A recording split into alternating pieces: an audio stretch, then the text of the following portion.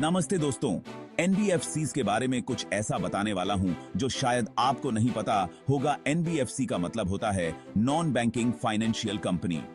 ये कंपनियां companies act 2013 के तहत रजिस्टर्ड होती हैं। लेकिन यहां एक ट्विस्ट है, बैंकों के वीआईपी एनबीएफसीज डिमांड डिपॉजिट नहीं ले सकती। तो ये करती क्या हैं? Loan, advance, leasing, hire purchase, insurance और चिट बिजनेस के काम करती हैं। ये शेयर, स्टॉक, बॉन्ड, डिबेंचर और सिक्योरिटीज में भी हाथ आजमा सकती हैं। रुको, अभी और है। एनबीएफसीज को आरबीआई एक्ट 1933 के सेक्शन 45 आई सबसेक्शन एफ के तहत बताया गया है।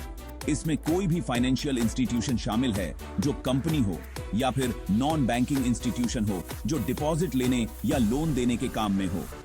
फाइनेंशियल इंस्टीट्यूशन का क्या मतलब है? फिर से, reserve bank of India act 1934 का सेक्शन 45 आई सबसेक्शन सी इसकी पूरी जानकारी देता है। अगर कोई non banking company financing, lending, share खरीदने या हायर परचेज एग्रीमेंट्स को मैनेज करने में है तो वो इसी कैटेगरी में आती है। एनबीएफसी के तौर पर क्लासिफाई होने के लिए कंपनी को 50-50 टेस्ट पास करना होता है।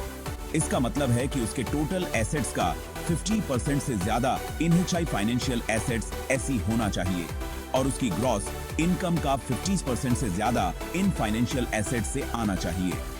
अगर वो दोनों बातों पर खरी उतरती है तो आरबीआई उसको एनबीएफसी के तौर पर रजिस्टर कर सकता है। तो अगली बार जब आप एनबीएफसी सुने, आपको पता होगा इसका मतलब क्या है। अगर आपको ये वीडियो अच्छी लगी तो लाइक, शेयर और टैक्स की ability with CS Piyush Jain को सब्सक्राइब करना मत भूलिएगा। सीखते रहिए, बढ़ते रहिए। शुक्रिया।